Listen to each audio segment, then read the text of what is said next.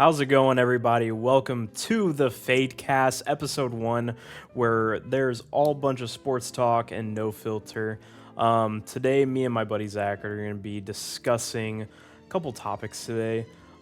Just mainly one of my funnest things, talking about the top 10 wide receivers in the 2010s, so 2010 from 2019.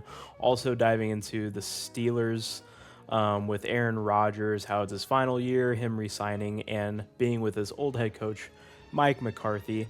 And then also diving into some NBA topics, like what's going on in the Western Conference, Eastern Conference finals, and then a little bit of a secret topic that I didn't tell Zach ahead of time, but it's pretty much about LeBron's future. Going forward with all the talks that have been happening with that recently. So yeah, it's going to be fun. Hope you guys enjoy it. If you do, if you could leave a like, subscribe, and comment, we would really appreciate it. We really enjoy talking about sports together. But yeah, hopefully you guys enjoy the content, and I will talk to y'all later. How's it going, Zach? Is this live? Yeah. Are we going? Yeah. Oh, hey, Yeah. How's it going, dude? just roll with it. Things are Yeah. going great. We're ready to get into it. We're ready to talk some sports. We're gonna have a good time, Josh. Dude, how's your week going? My week is going great, man. I'm just watching hopefully Wemby cook because no one likes the Thunder, right, Josh? Wait, is the game go? Wait, oh yeah, the game is going right now, The isn't it? game the game is literally happening. It's live. It's as live as my life, so it's fine. The Spurs went on a 15-0 run to start the game, and now the Thunder are winning. So Oh, if that tells you anything, that's what's happening. oh, Jalen Williams with 14 points in 11 minutes. Wow. Okay. Yo, Jalen Williams has really been playing his heart out recently. That's epic. I'm here for it. Jalen Williams can stop because this is Spurs country now. Okay. We're all on the Wemby bandwagon. No But more free throws for SGA. Gotcha. I saw De'Aaron Fox was back for this game. Darren Fox is back. I've been passively watching this game, so I don't really know what anyone's doing, which is great for a sports podcast when you don't know what's happening in the games. As long Um, as Luke Cornett gets his minutes, we're good, right? as long as Luke Cornett just wins his second ring, honestly, that's all I care about. And big old Bismack Biyombo and Mason Plumlee and Kelly Olynyk all win the rings. Wow. This could be a great era if that happens. So I don't that's know, very man. exciting. I don't know if I want Mason Plumlee to win a ring, to be honest with you. But everyone, It's to each his you know own. No, it's gonna maybe. happen. Okay, Josh, what are we talking about today? I don't know, man. There's just something about Jared McCain winning a ring that makes me just go, what? Stop. No. I don't really need to see the 3 weeks of TikTok videos he does with the trophy, so I'll pass on that. Do you know how bad it's going to be when Caleb Williams wins a Super Bowl and Jared McCain wins an NBA Finals championship? They're gonna get their nail polish all over the trophies. It's Yo, gonna be terrible. oh They're my gonna God. stain the trophies with nail polish. They're going to have the trophies on their nails. They're going to have it painted on there. Oh gosh, Yeah, what I'm has this telling you. world come to? I'm telling you, dude. And then or like, oh my dude, Jared McCain when he gets his nails done, the left hand will say final. Oh wait, I guess you can't put an S.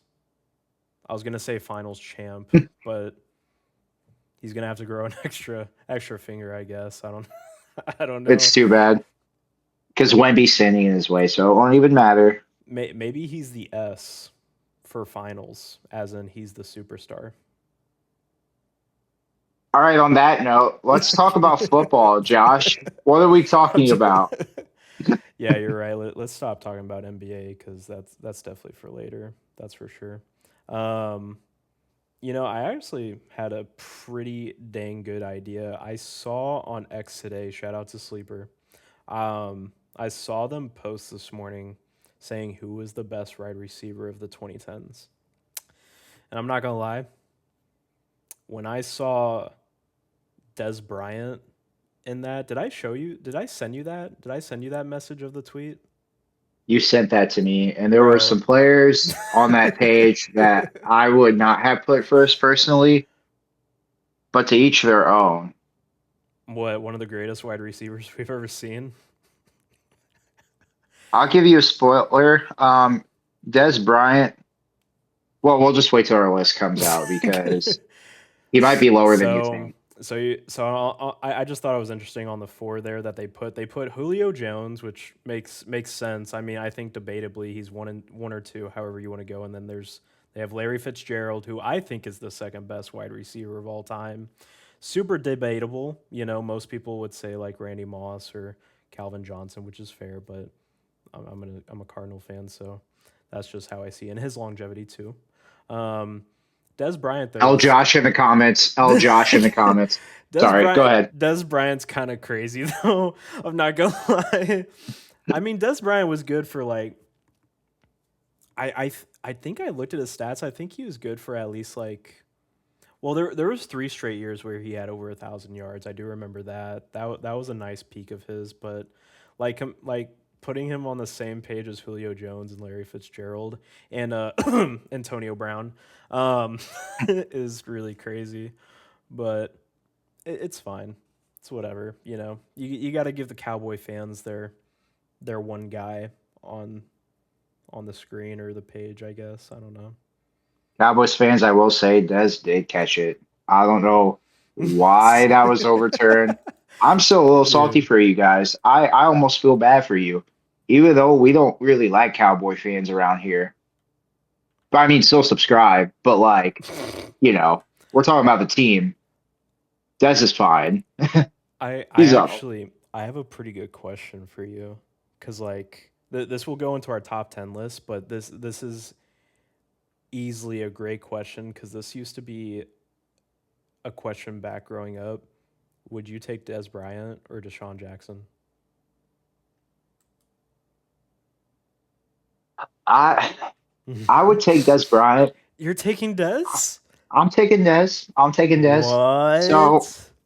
Deshaun Jackson, and we'll Why? talk about him later. Um, but I just think Deshaun Jackson, he's a great deep threat. I Yeah. think Dez's prime was way more dominant than Deshaun Jackson's prime. Was that a hot take? I mean, no, it's not like I wouldn't say it's a hot take, but I'm kind of shocked that you actually chose Des Bryant. I thought you would have went with me with Deshaun Jackson, honestly. Deshaun is cool, man. He kind of reminds me of like,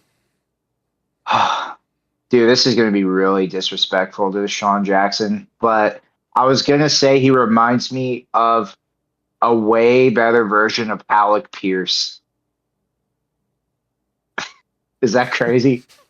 I mean, Deshaun Jackson would probably find that disrespectful, but I don't think it's. I I feel understand what like you're saying. Like Deshaun Jackson gets the big plays.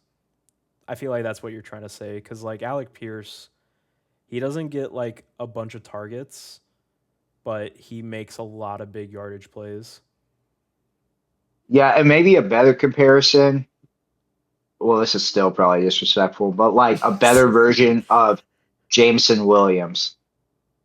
That's a little more his archetype. I mean, yeah. I mean, you're just saying he's They're like, both deep threats. yeah, yeah. You're just like what?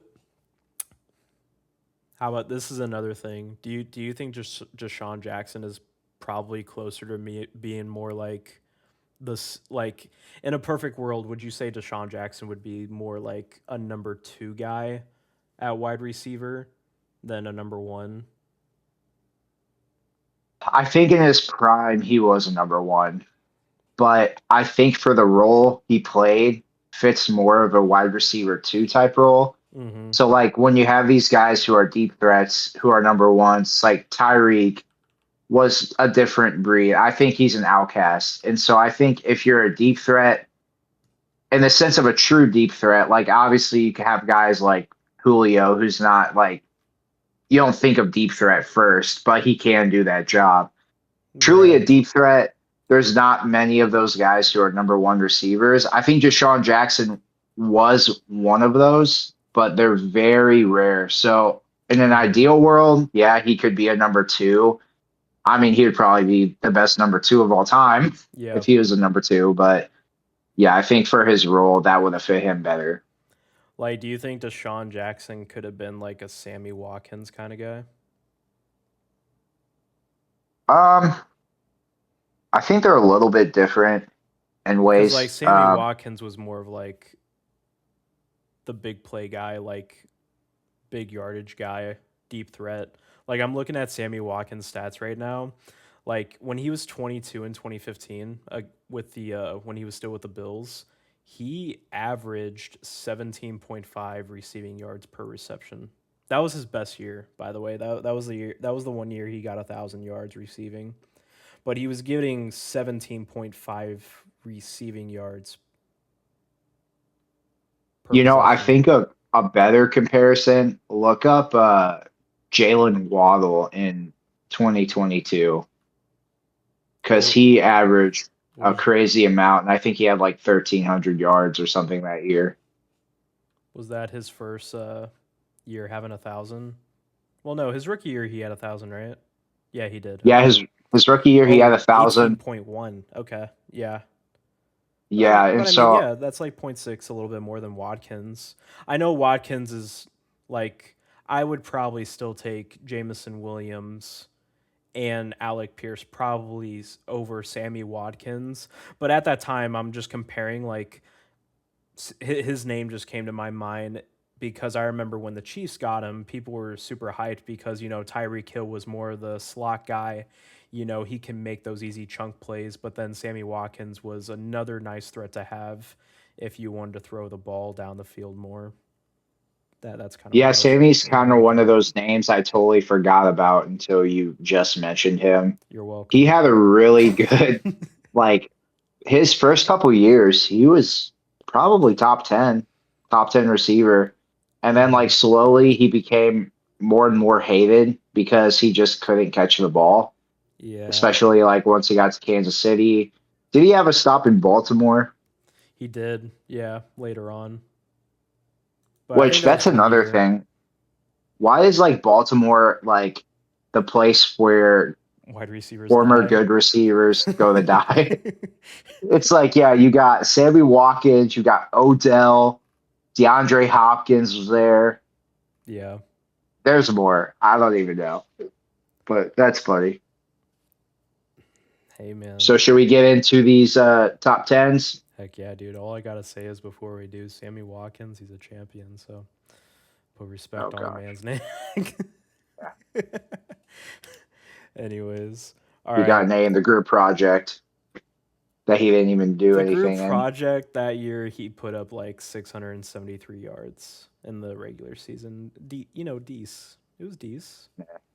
Fall off was after that year, so the Yeah, big, well, very big fall off. the bigger fall off, I should say.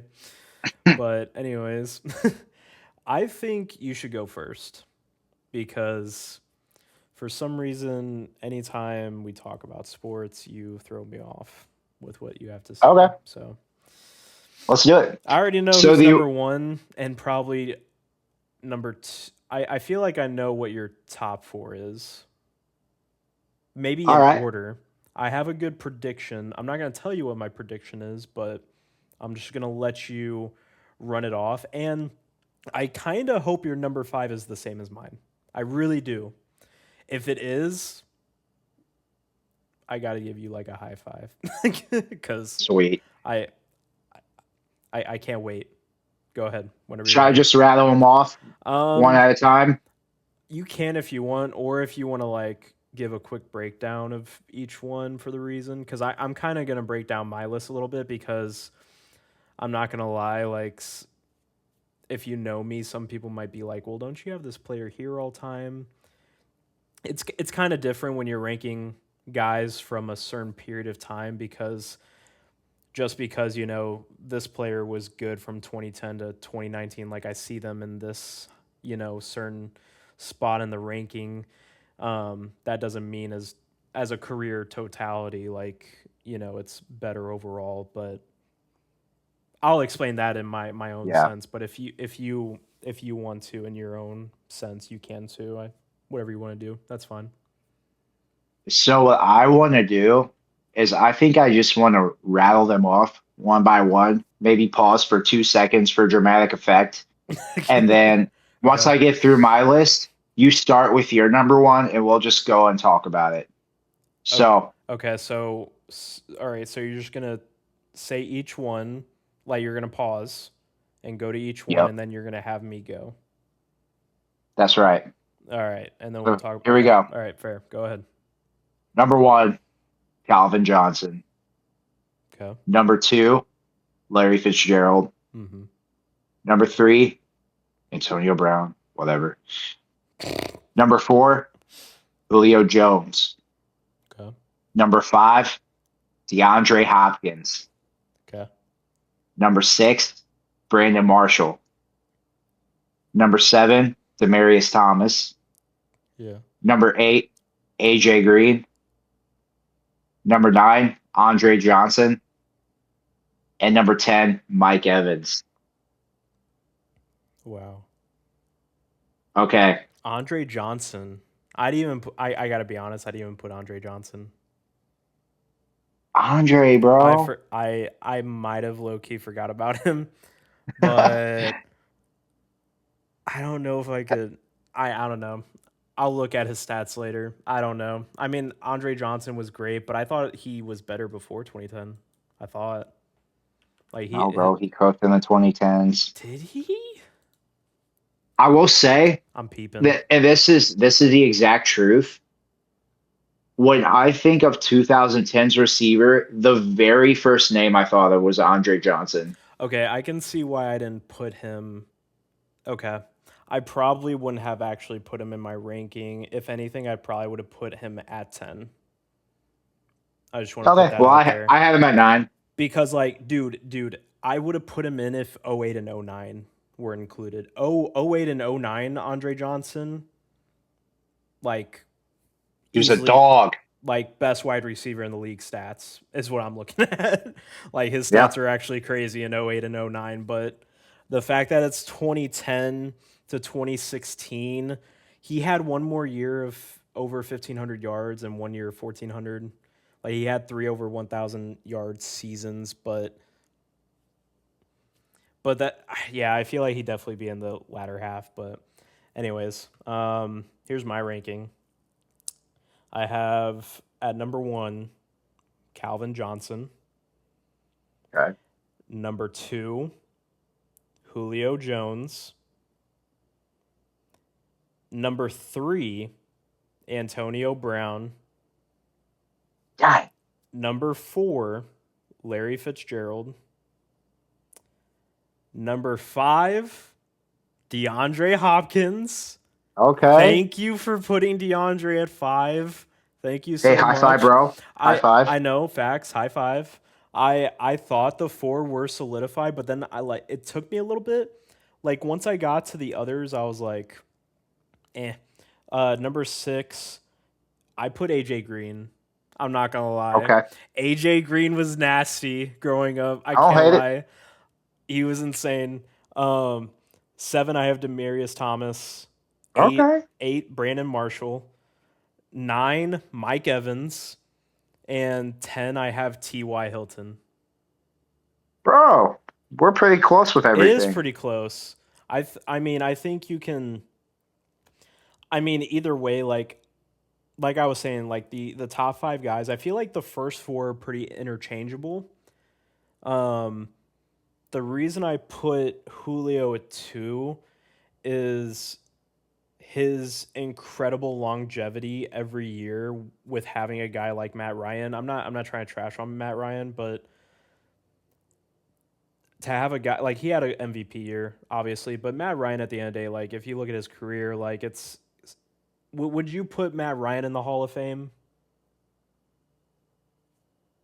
No, Okay. I would not. If he would have won the Super Bowl, you maybe would have. Maybe. That's more yeah, Maybe. it becomes more debatable at that point, but like He's in the Hall of Really Good to me.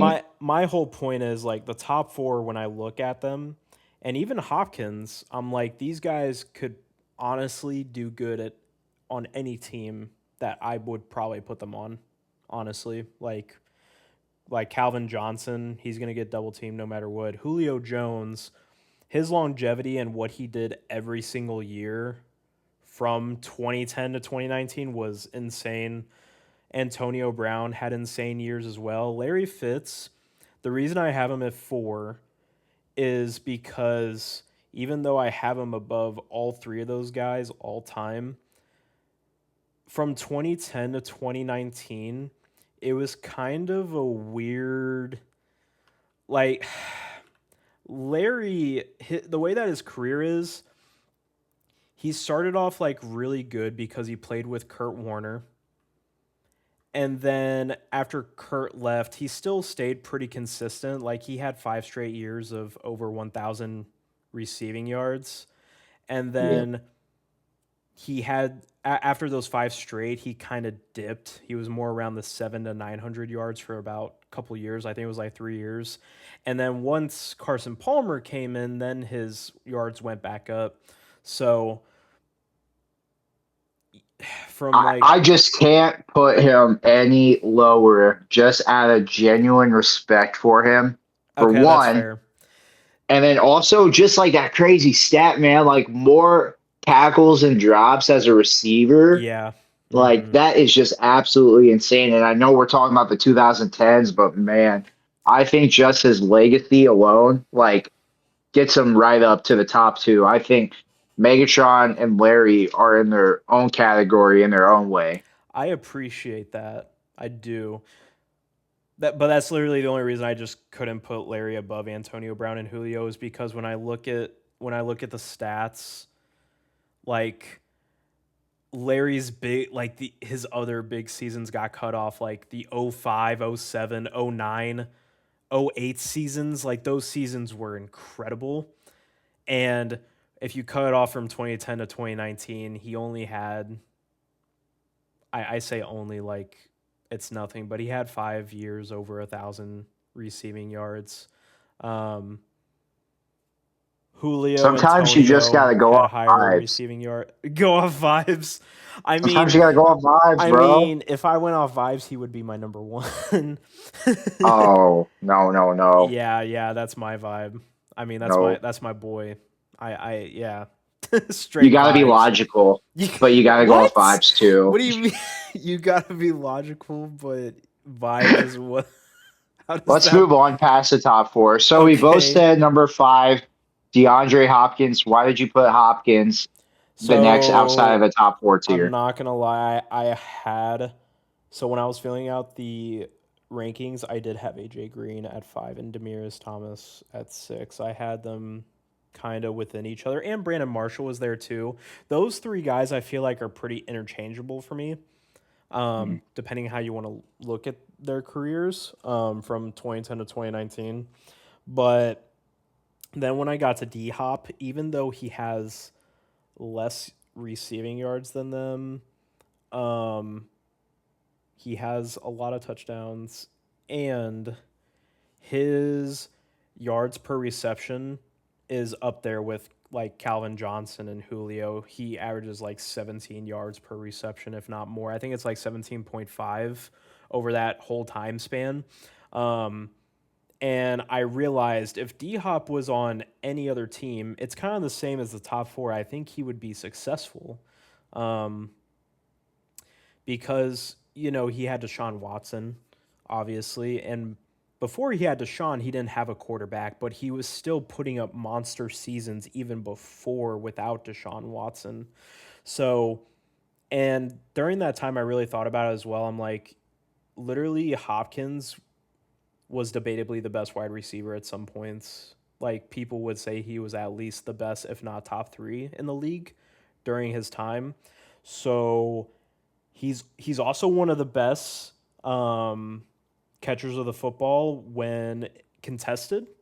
So that's kind of why I put him at 5 is because I'm like I think D Hop actually made his quarterbacks better. I think he made Deshaun Watson better. I think he made Ryan Fitzpatrick better when he had him.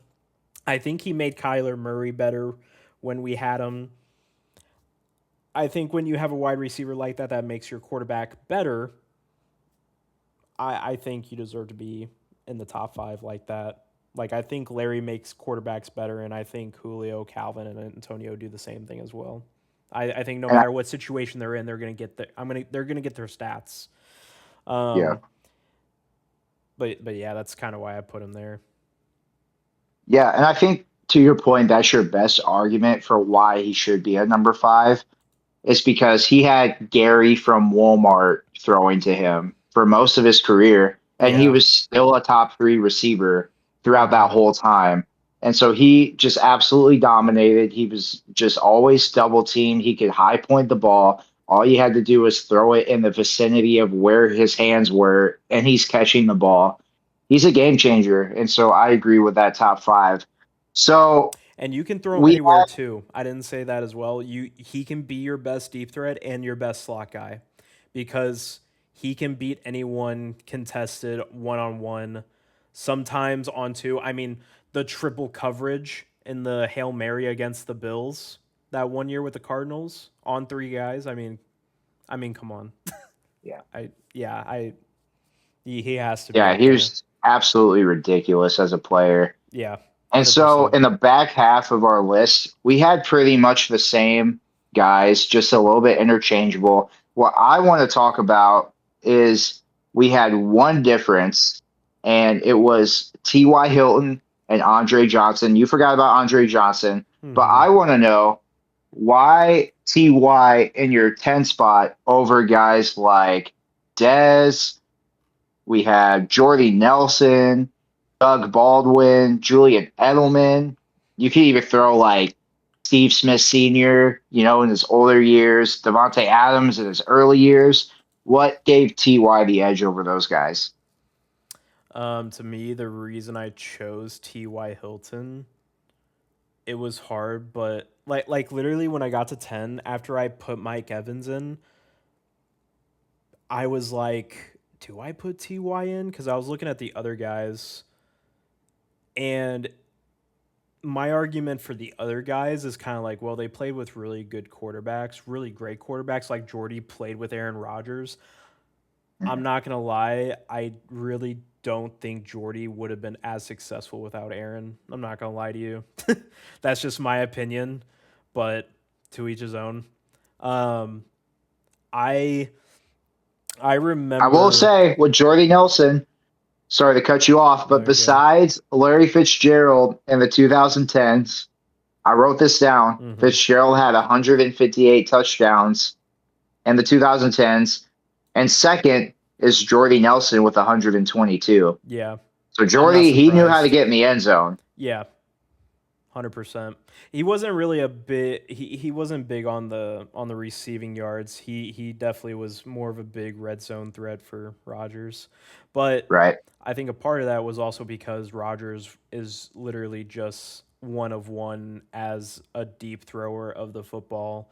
Like, I mean, obviously Jordy Nelson deserves some credit too, but Aaron Rodgers, peak Aaron Rodgers on the Packers, he could throw any kind of throw you wanted, and he would get the football there exactly where you need it to be. Like Aaron Rodgers is one of the best throwers of a football I've ever seen, and a deep ball thrower. Like his accuracy with a deep ball is, I might even say, the best I've ever seen. I know some people would say Mahomes, but it's really just the accuracy alone is Tua. what gets me with Roger. What? I What is? said Tua, but go ahead. No, no. We're not gonna. If you know, you know. No, no, no. Stop. Maybe Tyreek Hill thinks that way, but I don't know if Malik Willis. I don't. I don't think Tyreek Hill still thinks that way about his old QB, but It's all um, right. Malik Willis is here. Go ahead. but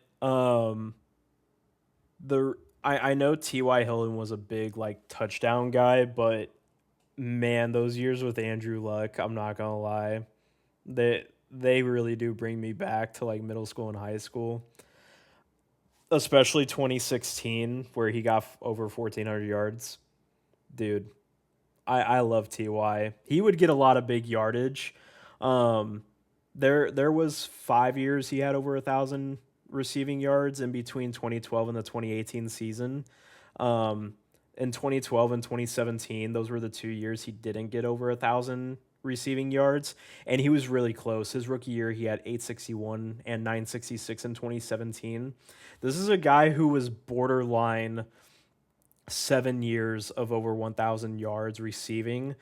Um, my whole point for him is the fact that he might not be the greatest red zone threat, um, but he could get yards, bro. Like I can't lie. Like Andrew Yeah, Luck, that was his guy. Like if you need a guy to make a big play to get you down to the end zone, I mean this was the guy at the end of the day. So to each his own.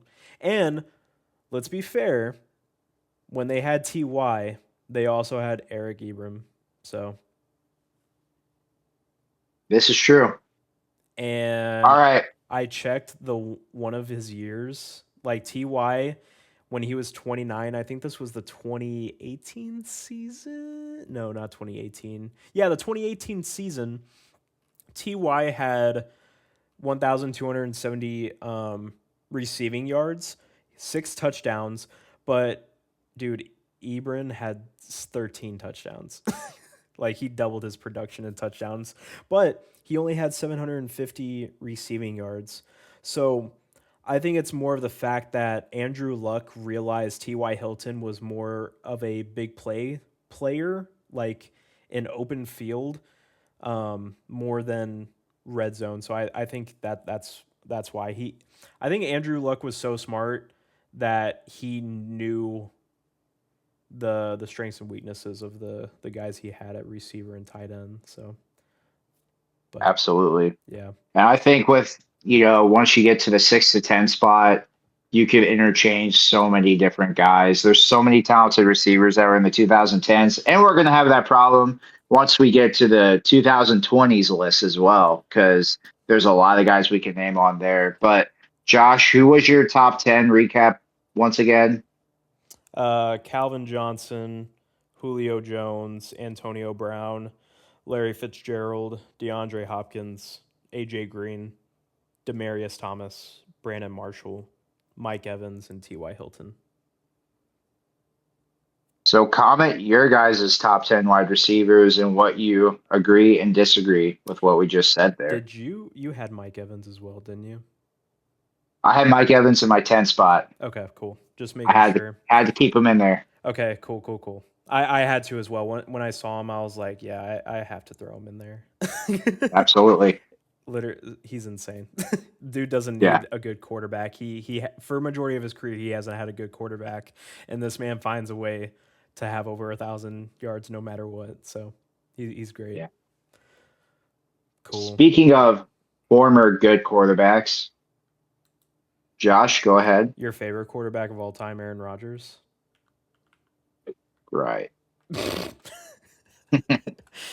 He's definitely your favorite acid quarterback, that's for sure, right? He's my favorite quarterback I'm that kidding. I'm kidding. I was about to say something crazy. I need to stop. What were you gonna say?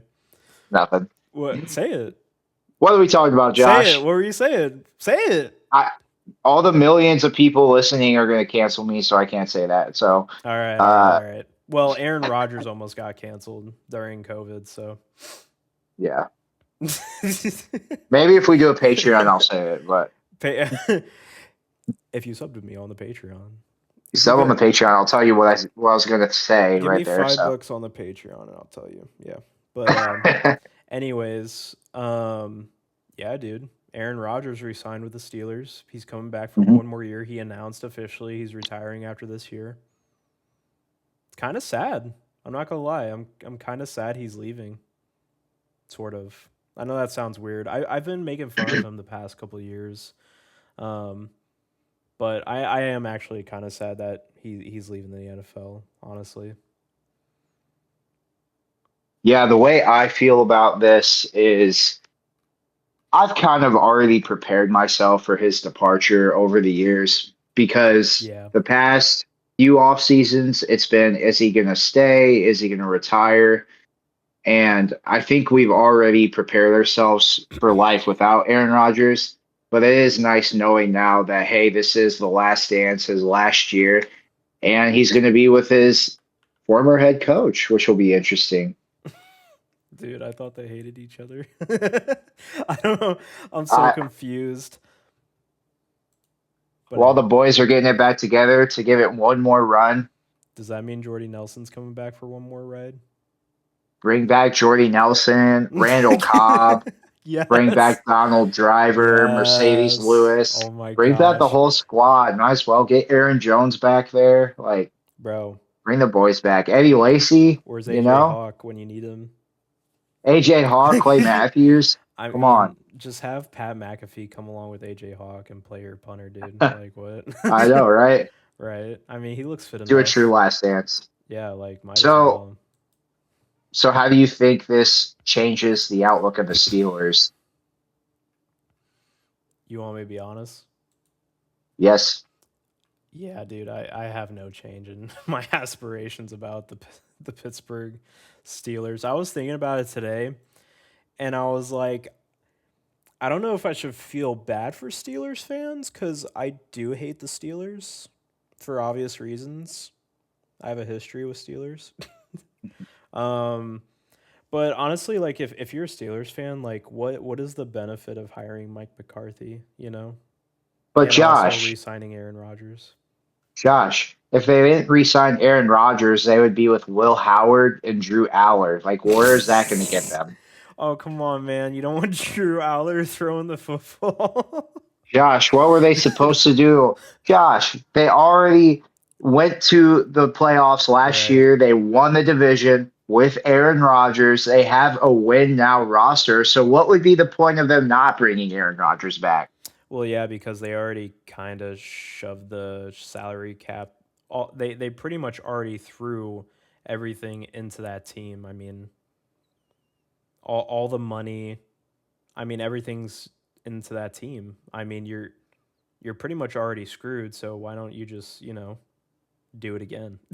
I guess I don't know. I mean, this is kind of how I thought of it. If you bring in Mike McCarthy, what was the point of firing Mike Tomlin? Well, that I think Mike Tomlin wanted to leave. I think it was a mutual departure. So I That's what they read that. say. I think it's true. I don't think Mike Tomlin's going to coach again. I think he lost his love for Do football. He's you? going to be in the broadcast booth. Oh, really? Yeah, Oh, I he's didn't know gonna that. he's gonna find some broadcasting role wherever that is. I think he's gonna do that for the rest of his career. And reports came out that he was just absolutely tired of coaching, and that's why they decided to move on from Tomlin. Now with Hmm. the McCarthy hire, he wasn't my favorite candidate, but this group of I don't think coaching either's the good candidates ones. were really bad. This was not a good Yeah. year if you needed to hire a head coach. And so I think the Steelers thinking maybe was that they have a win now roster. And so let's get a coach who's done it before, who's made it to the Super Bowl, who has had two different coaching stops and maybe can help them win and succeed. So that's probably where they were coming from. Obviously, it's a step down from Mike Tomlin. I don't think it's going to work personally. I think they're going to finish third in the division. Hmm. I think it's going to be Baltimore and Cincinnati ahead of them. Um, so I think it's a rough ride. If I was Pittsburgh, it would have been an easy rebuild for me. Well, here's the thing, though. You would have rebuilt several years ago, correct? If I was Pittsburgh, yes. Yeah. So you agree they dug themselves a hole, and Bro, now if I was, this is the last part of the hole. Like is Mike McCarthy a 1 year? Is this a 1 year thing? it could be Or do you think if they're going to bring Mike McCarthy for one more year after this year and then hope that he just they're pretty much just hoping he loses games. I think this is Mike McCarthy's last coaching stop as a head coach. Part of the The reason I feel reason, like that is because he's from Pittsburgh. So yeah, and the reason I'll say that it's not going to be a one and done is because that's not what Pittsburgh does. When they hire a head coach, they really hire him. They really commit to that coach. So I could see McCarthy being there for as long as he wants to. And he's a little bit up there in age. I think he's in his 60s at this point. So usually Pittsburgh will hire a young head coach. They'll hmm keep him around for 20 years or so. McCarthy's a little different, obviously, with his age, but I but you think don't he's think probably has like 4 or 5 years in him in Pittsburgh. they'll bridge McCarthy I don't. like a bridge coach? You don't think so, really? I don't. I can't see it if they haven't had that pattern of doing that. Then I don't know why they would just do it right now. Okay. Well, like you said, this coaching spree wasn't the best, so that's possibly why. And I don't think it really has to do much with Aaron Rodgers either, the hire of Mike McCarthy, Oh, I don't think so because I either. don't think at this point in his career that they're obviously committed to him. Yeah. If I was them, I would have went after Kyler Murray. I'm sorry. I'm getting Kyler Murray for $1 million. Why would I Yeah, get Aaron I Rodgers for yeah. 25? Well, the report was that he was possibly going to be a Viking or a Steeler. Like those were kind of like the two destinations that were being reported at the time. So I'm not really surprised. Yeah. Yeah, if I'm Pittsburgh and I wanted to compete, Kyler Murray would have been my choice. They went with Aaron Rodgers, and they know that for sure next year they're either going to have to draft a QB or really hope Will Howard or Drew Aller develops. And that means really hope. Yeah, yeah. Like So insanely hope. the issue as well is they'll probably be good enough to where they're not going to get a top 10 pick. So Yeah. they're going to be in an interesting spot where they may even have to trade up if they don't believe in those two QBs. Well, didn't they sell Um, pretty much majority of their picks too? I Because don't believe so. it's not just the money. It's also they don't really have much draft picks as well. I'm pretty sure. Well, they'll have their future first and seconds and all Well, that. yeah, but I'm saying like, I mean, you had to get Jalen Ramsey somehow. You know. Yeah, that was for a fourth, I think. So it wasn't very problematic. It was a fourth or a fifth. So Maybe I'm I think they're thinking. good. Maybe I'm thinking more like recent years. Maybe moving forward, it's not as bad. Okay, they have some picks coming up. Okay, it's not awful. Actually, Yeah. oh, they have a lot of picks in the third round. Next, no, wait, this was this year.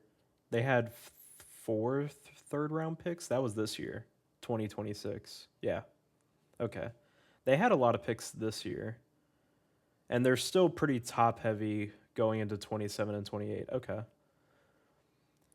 But you kind So of, I'm just kind of surprised they didn't rebuild though for this year because it's like the quarterback class is going to be so much better, you know?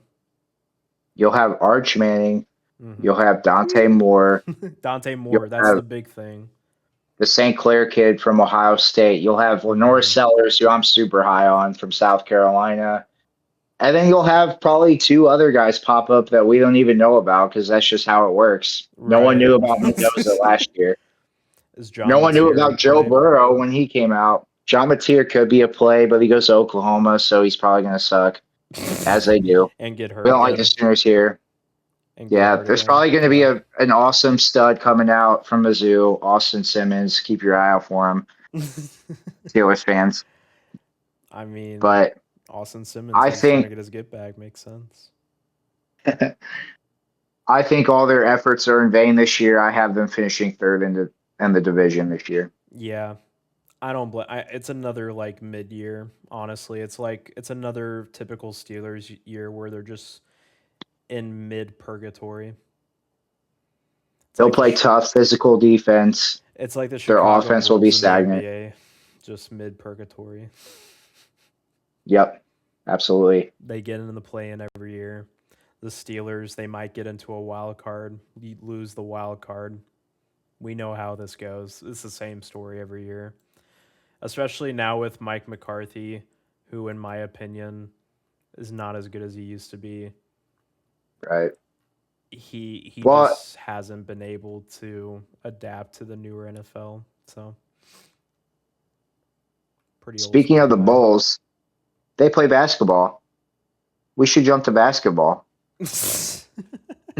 You don't want to talk about your favorite quarterback anymore. I think we're all done with Mike McCarthy and his old looking face. So, You don't like Mike McCarthy. It's okay. I oh, understand. You thought the Dolphins were gonna get him. I get it. It's fine. no, he's trash. We got Jeff Could have Halfley, been a the Miami next. guy. Oh, We got the next Hall of Fame coach. We're good. We're chilling. Jeff Halfley. so about the Bulls, they're gone. All there is the Spurs, Thunder, Cavs, and Knicks. Yes. It's been 2 games in the Eastern Conference and Western Conference. For the Western Conference, the game three's going on right now. We talked about that earlier. What are your thoughts after the first 2 games? Like, what would you say is like your main points? My main points of we're talking about the Thunder Spurs. Yeah. Well, the Thunder play very physical, and I think it's just combating their physicality. And so obviously the Spurs run through Wemby, the Thunder run through SGA. That's no news to anyone. I saw a stat the other day. I had to write it down, Oh no. dude. Oh no. What? SGA falls Yeah. down on Mhm. 17% of his field goals. That is insane. I That's like mean, almost. I think the next one is like James Harden at 11%. mhm. But man, it is honestly, dude. I'm gonna do some Thunder hate right now. Oh It is no. very unethical basketball. What Unethical I'm watching hoops.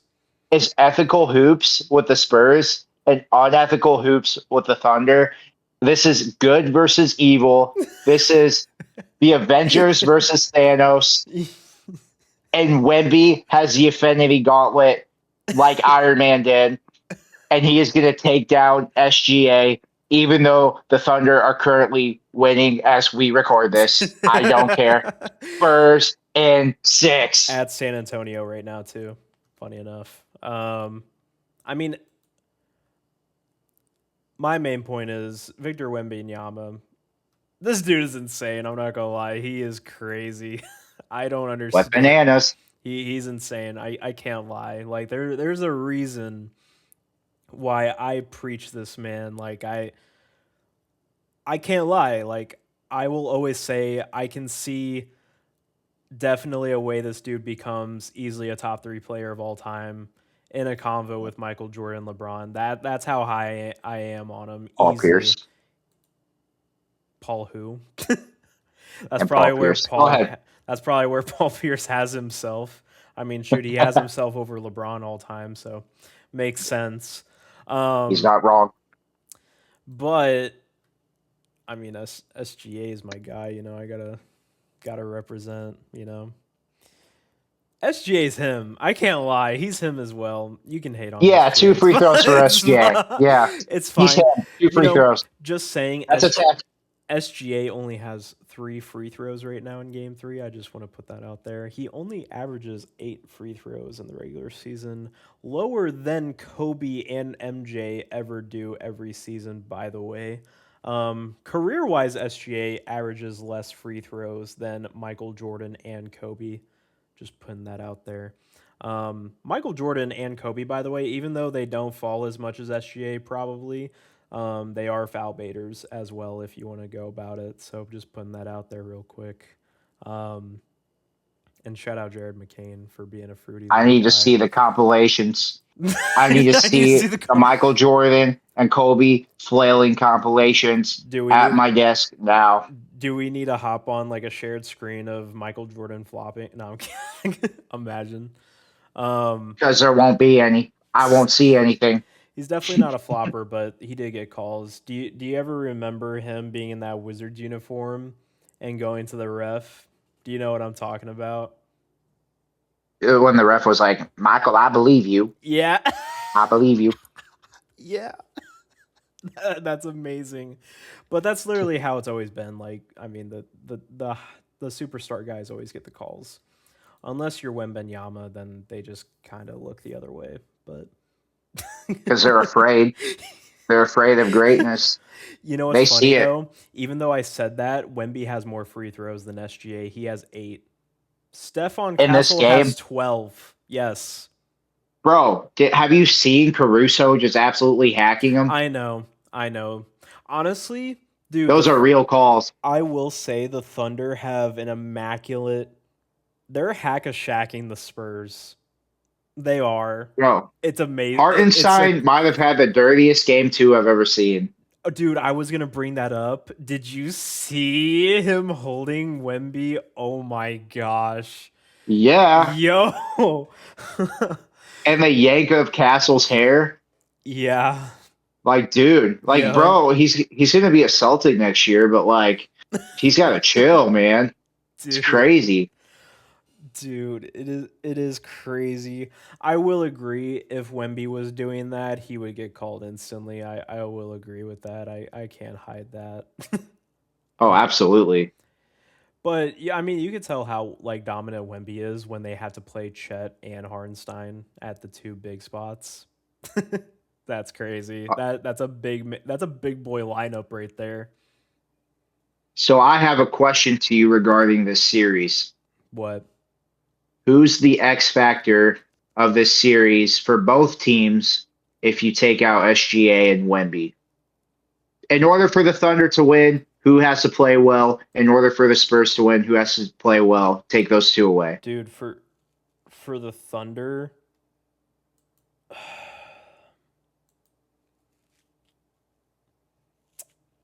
mm, I mean, it has to probably be Chet Holmgren right now, just just because, which I will say, Chet Holmgren has been showing up recently in the playoffs. He has actually been immaculate in the Lakers series. He did very well. I was actually pretty shocked of how well Chet has been doing this whole playoffs.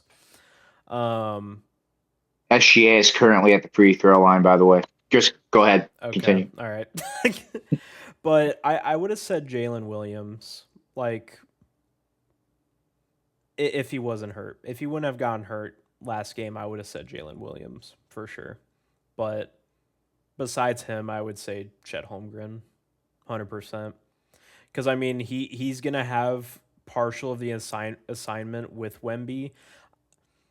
Hardenstein's probably gonna get the most bulk, but if there's moments where they might switch Holmgren onto Wemby, he's gonna have to come up big and play big with Yeah. Wemby. So, and Chet's gonna have to be the second scoring option. I mean, what makes the Thunder so scary is how many options they have offensively and defensively. That's what makes them such a big threat.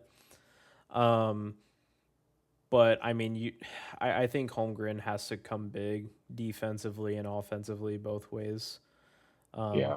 but he won't have to if the rest of the Thunder are doing well. I mean, right now, like in Game 3, I mean, Jalen Williams off the bench has 14, Caruso has 15, Jared McCain has 15. I mean, if they keep doing that, I mean, they're gonna win the series. But if they're not around, I mean, you got to rely on Chet. Chet doesn't really have to do much right now because you have those three guys coming off the bench. But I think he's more of an X factor than them. And then for the Spurs, I would still say like Stephon Castle. I feel like Stephon Castle's like the easy answer. Stephon Castle is one of the best perimeter defenders I've seen in the NBA recently. I hate it so much. I was thinking about it today, Zach. I can't believe the Hornets missed out on Wemby and Stephon Castle. I literally wanted them both, dude. I really did. I wanted them back to back years. Dude, the Hornets were literally behind one spot of getting Wemby, and I think one or two spots behind getting Castle behind the Spurs, dude. I was so hurt. Like at the time when Castle was in the draft, I was like, dude, we need a guard like Castle. I would love Castle so much, and we missed out on him, dude. Speaking Victor of hurt, Victor and De'Aaron Casper were Fox is great. limping off the court right now. Are you serious? Yep, Dang. And his ankle, terrible pain. Dylan Harper's having a pretty rough game right now too, and he got cleared. Both their guards are having injury issues. That's not a good look. Dort fell right on his ankle. You hate to see it. What are you trying to say? That's all. I guess Oh, Lindy Waters is getting some playing time. No, I'm kidding. Luke by the way, Cornet, you're SGA in. is going to the line right now. Oh my gosh. Just saying. Anyway, yeah. Do you have anything else to add with the Spurs Thunder series? Who would you say are the X factors in your opinion? My X factor for the Thunder is Alex Caruso, I feel that. His defense. and he has absolutely been a game changer Mm-hmm. in these 2.5 games that have been played Yeah. defensively, and he's knocking down his shots. When Caruso knocks down his shots, what can you do? Caruso was looking I rough don't this think there's a way to playoffs. beat him.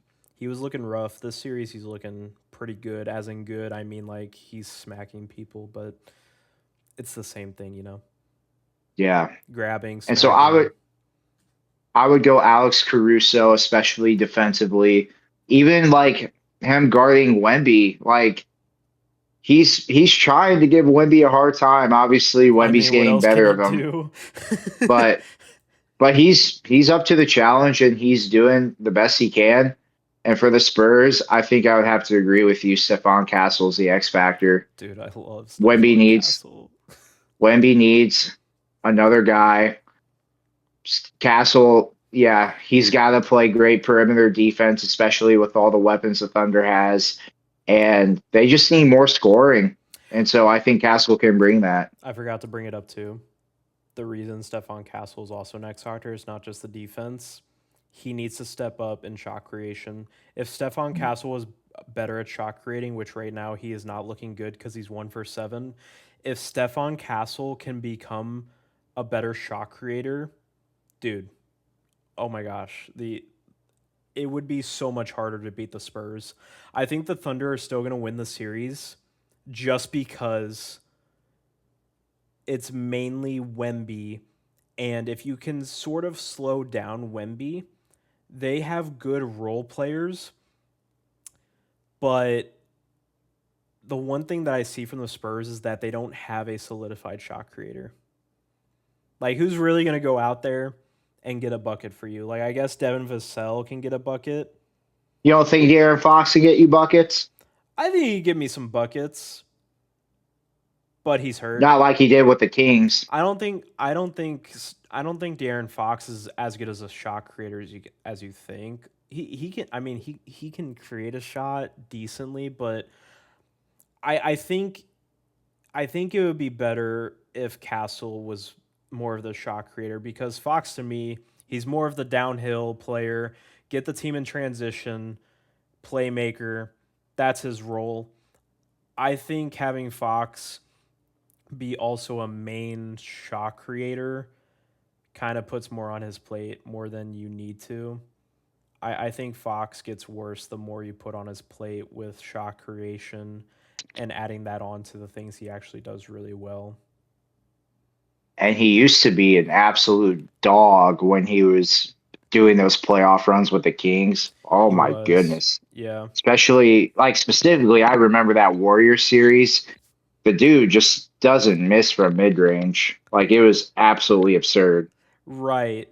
And that's the thing. The Spurs have a lot of those guys where Yeah, it's like they always have. the corner threes and mid ranges, but I don't know. I feel like the Thunder, I feel like it's a little bit easier because they can just kind of shrink the floor on the Spurs a little bit. Like Devin Vassell is obviously knocked down. If Sham Penny can get to the level he was in the regular season, he's pretty knocked down. But like if Vassell and Champagny are not hitting, you're kind of cooked. to be Yep. I I think that's just kind of their weakness. And like Champagny, like at the end of the day, he's a role player, so there's more of a chance he's not going to be hitting. Vassell, I feel like he's more higher. Like I value Vassell higher just because he's a better defender, and his corner three is really good. But he's still not at the level of a shot creator that I would want him to be. So Yeah, absolutely. I probably still have the Thunder winning the series. I know you have the Spurs taking it still, but Spurs in 6. I wouldn't be surprised if the Thunder's ability to guard Castle and also kind of slow down Wemby will probably be the indicator that that the Spurs lose the series. So And still a young comment, team. comment who you have in this series. We want to know. It's the Spurs, right? No, I'm kidding. Oh, it's the Spurs. Okay, see, Spurs are baby. winning. Yep. Cavs and Knicks though. Cavs Knicks. Are the Knicks sweeping? No, they're not, what but what's they're your winning. what's your hate with the Knicks? What's my hate? I'm not hating. You don't like the Knicks. Listen, I'm putting respect on Donovan Mitchell to not get swept, even though he has a Yeah, terrible ankle. dude. I I just think the Knicks have too many ways to beat you. They have a Yeah. counter for whatever the Cavs want to do. Mm-hmm. And also, as long as they can take Evan Mobley out of the game, I see no issue with them doing a gentleman's sweep. I think Evan Mobley also takes himself out of the game. I don't think it's just the Knicks. I think he can just do it to himself as well. I But think it's both. I think he yeah, I think it's both. sometimes sometimes Mitchell and Harden obviously ISO a bit.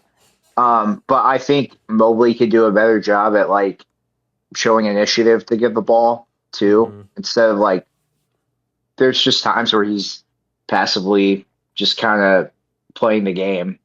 But if he like asserted himself and was aggressive, that would be really good because he had a pretty good first half last game, Yeah, but then he just disappeared.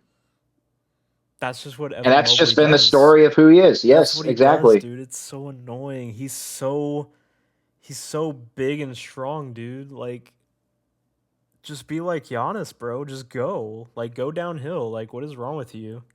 Like Yeah, look for the mismatch, bro. Like what are we doing? We live in an NBA where it's all about mismatch hunting and you're versing the Knicks.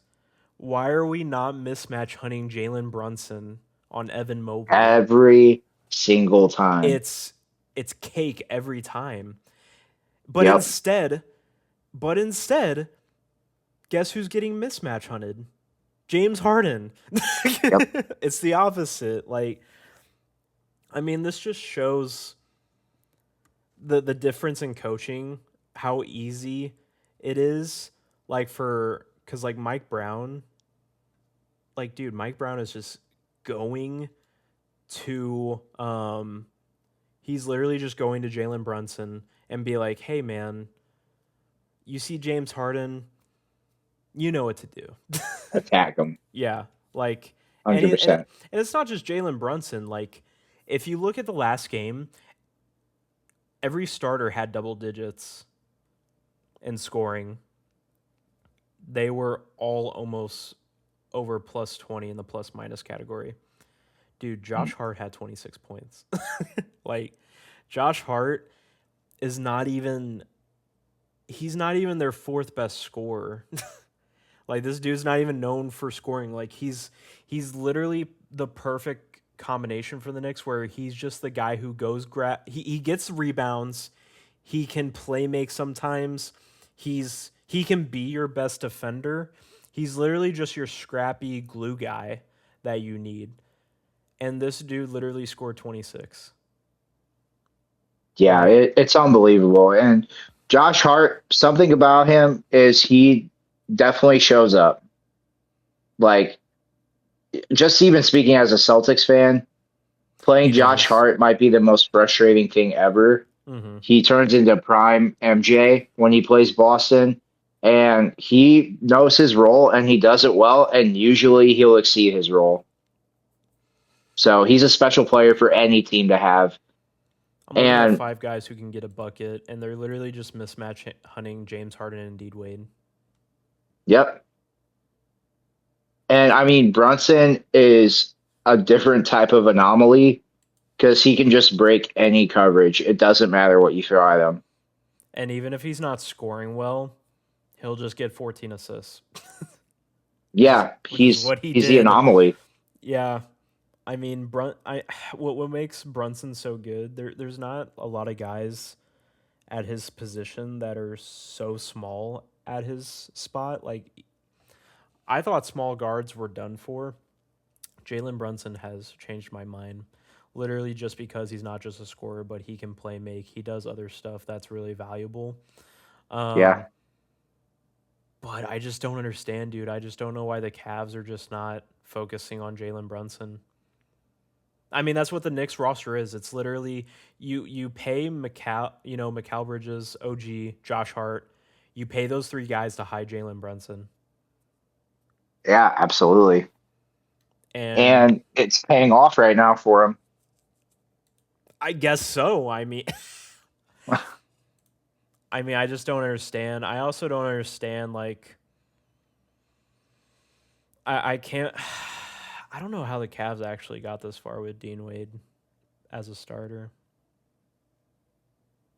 I know Yeah, Dean and it Wade had. also I know Dean Wade has had some decent games, but I just don't understand how. I don't know how they've made it this far. When I look at the Cavs roster, they're really still missing some pieces. Like, even if James Harden played well, I don't think they still win because Dean Wade is still he's just not that good. I'm sorry. He's not a starter.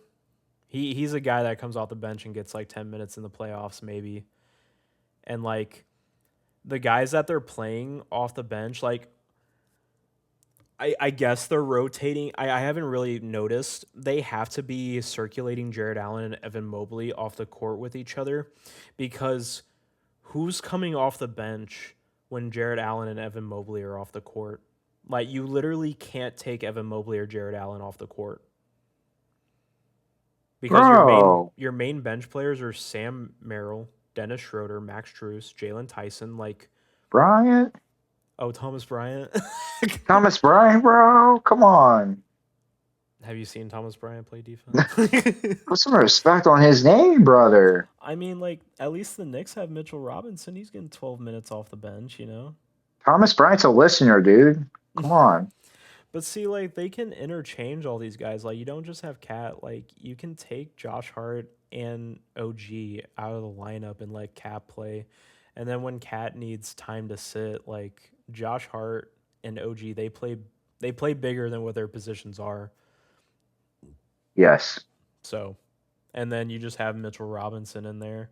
I mean, I guess that's why Mitchell Robinson played like 12 minutes and Cat played 36 because that's really all you need. But I don't know, dude. Absolutely. I think the Cavs are gonna get swept. I'm not gonna lie. Donovan Mitchell might have one crazy game like always. Like he might have one game of like 40 points. But Right. That's what I'm banking on, but nothing more. I mean, Knicks are clearly outmatching the Cavs, and it's spooky, they just dude. have an answer for everything.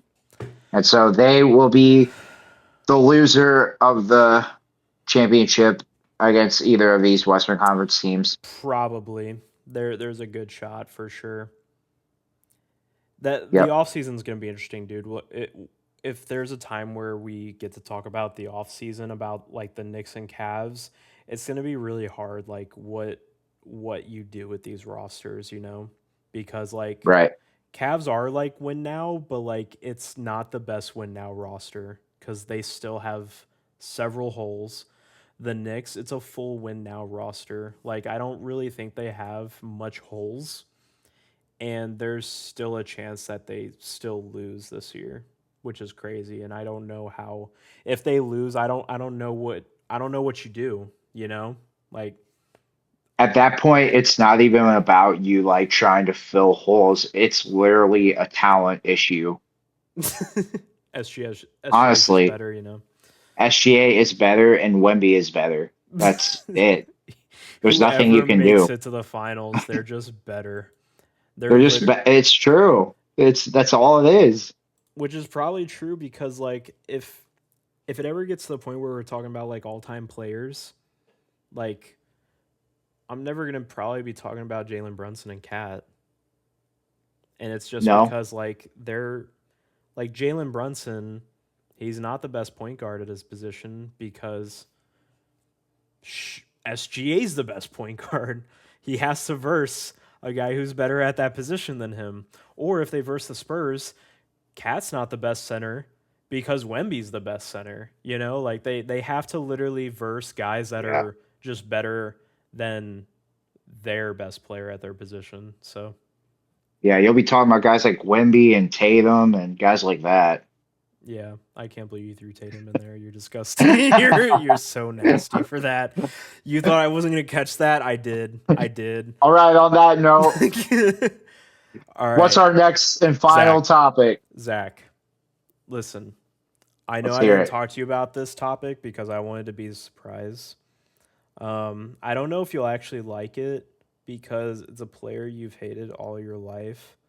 Um, but I think the convo is Braun. yeah. I think the conversation's actually pretty valuable though because it could make a crazy off season.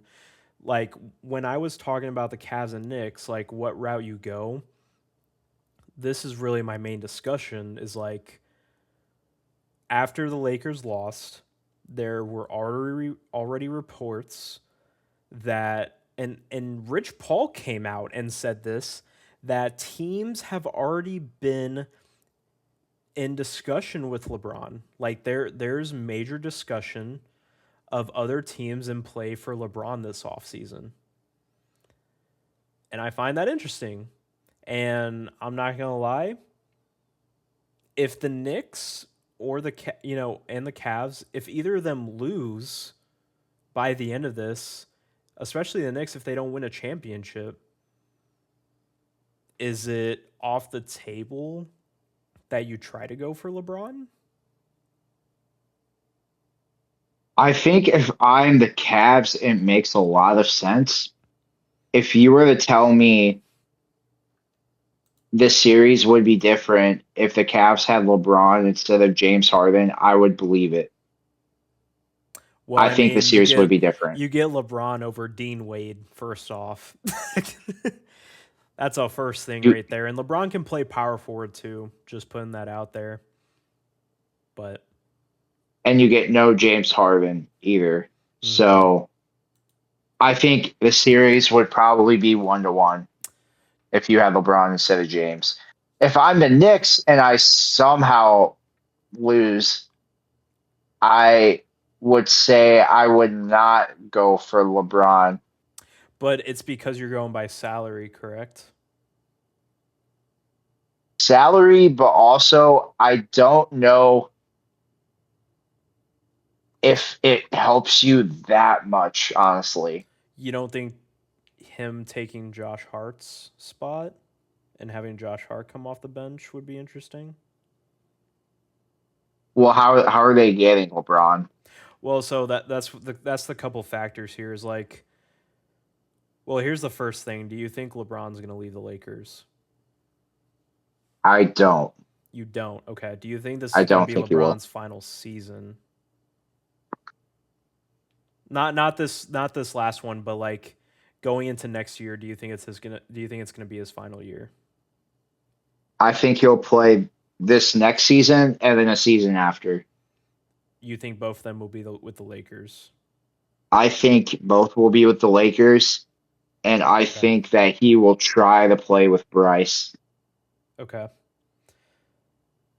at The Arizona. reason I think it's different this time is because when LeBron's contracts have been up in the past, even with the Lakers, and he's re-signed, there hasn't been a moment where Rich Paul or LeBron has came out and literally said that they're in talks with other teams. That kind of is what's throwing me for a loop. The last time that happened was the year he joined the Lakers back in 2019. Was when there were discussions between other teams besides his own. So that's why I find it interesting, and I do think there's actually more of a chance he might move off the Lakers, just because of that. Because in the past, when he's stayed with the Lakers, it's been like no discussion. The discussion more has been if he's retiring more than a different team he's going to. That's Let me kind ask of you my this. what. If LeBron does stay with the Lakers, is Austin Reeves gone this offseason? It's really 50-50. Um, See, that's another reason I think LeBron is gone, because I don't think the Lakers are going to re-sign Austin Reeves if LeBron stays. I agree. I mean, it really does come down to contract negotiations, because a lot of teams are very worried on the salary cap because of the aprons, you know? Hmm. Um, and handing out Austin Reeves a near max contract, or even a contract that's super pricey, is not really in the cards, especially with how he performed in the playoffs, because he had moments in the playoffs where he looked really good, but he had way more moments in the playoffs where he looked pretty shaky. And considering how injured him and Luka were this year, I'm still not convinced him and Luka fit well next to each other. I'm not 100% convinced. I think it can work, but I'm not like sitting here telling you that they need to re-sign Austin Reeves by tomorrow because him and Luka are the future. Luka is the future. I can't really come to the conclusion that Austin Reeves is the same as Luka in that facet. So let me ask you a question.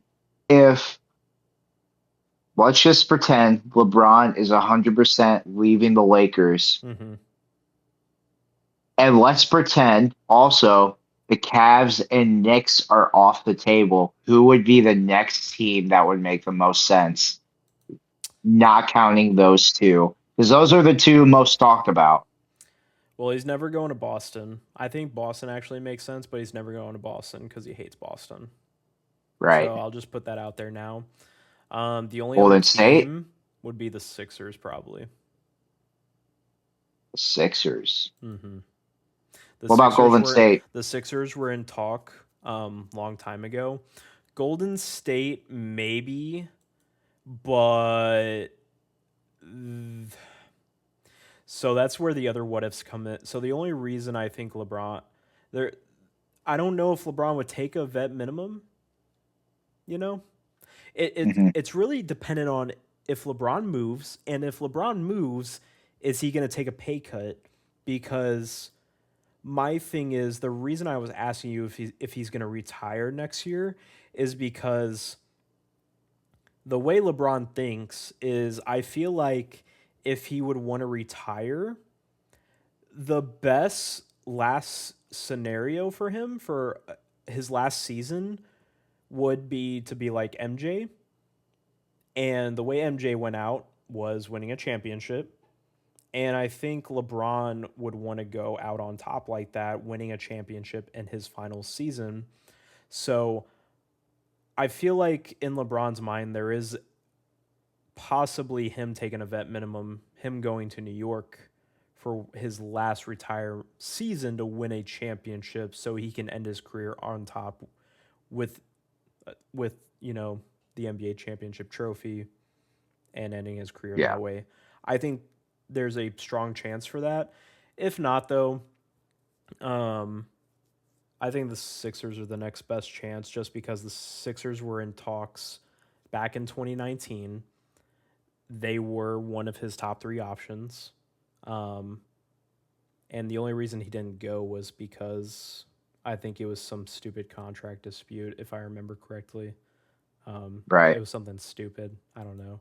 Um, Now the Warriors, I think the only way he can get to the Warriors is if he also takes a minimum. But the reason that's literally the only way. Like I don't think the Lakers trade for Jimmy Butler. Like Yeah. if he's gonna keep his same salary, they literally have to do a sign and trade of Jimmy Butler. I don't think the Lakers do that. I'm sus about Rob Pelinka. Like I'm still not 100% he's the guy Mhm. for the Lakers as a GM and a president of basketball operations. But I don't think he's stupid enough to do a sign in trade for LeBron to go to the Warriors in exchange for Jimmy Butler either. I think the only way LeBron goes to the Warriors if it's on a vet minimum. Yeah. I would agree But with that. but if he takes a vet minimum, I don't know why you wouldn't choose the Knicks over the Warriors, especially when LeBron has said in the past that he would love to play with the Knicks. So, or just in New York in general. But that obviously he's not going to go play for the Nets. I mean, why would you play for the So Nets? what's the percentage of LeBron staying with the Lakers? I think there's like 40% chance. So you think it's more likely he leaves? Yes. And then I would split the percentage between teams. I would do like 40 Lakers. I would put probably 25 or 30 on the Knicks and then go from there. Cavs would probably be the next option for me. And then I'd say 76ers and then Warriors. I kind of forgot about the Warriors, but I'd probably say the Warriors in the top five somewhere. But like I said, I mean, if I was him, I'd rather go to the Knicks on a vet minimum than to the Warriors because the Warriors are kind of getting to they're not as deep as the Knicks as well. Um, and even if he didn't take a vet minimum and they had to do a trade, the Knicks are trading Mikal Bridges for LeBron. And if I'm the Yeah. Lakers, I'd rather take Mikal Bridges, obviously, over Jimmy Butler. So Right. any day of the week. Or I there's also a scenario where they trade Cat too. I know that sounds crazy, but there is also a scenario where they trade Cat because during the season and going into the playoffs, people were throwing Cat under the bus, and I at points thought this was going to be the only year of Cat being on the Knicks because of how much people have been throwing him under the bus. So there is also maybe a chance where they trade Cat to the Lakers for LeBron in a sign and trade, but Mhm. Yeah. I don't know That's good about stuff. that though. The Knicks would then have to get another big. I don't know. They could get DeAndre Ayton, you know. Oh boy. No, I'm Run it kidding. back. No, that man needs to be in Shanghai after this year. Go get Vucevic. There you go. There's your big. Vucevic? Oh There's your no. big. No, you love Vucevic. You love him. No. He's cooked, bro. I need to make sure we're on the same page right here, real quick. You should have kept Anthony Simons. Yes. We Yep. should have. Okay, cool. Just want to make sure we leave off on that note. Okay, I will I say love though, Anthony Simons. I'm okay with the trade, even though Anthony Simons is the best player, Mm-hmm. because I would have been afraid of this offseason going after Vucevic and saying that that was going to fix our big man rotation. Now that we know he can't work.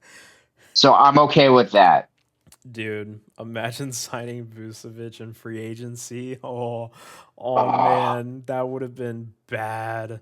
yeah, Oh my that would have been gosh. terrible. So And that's the only reason I'm justifying the trade.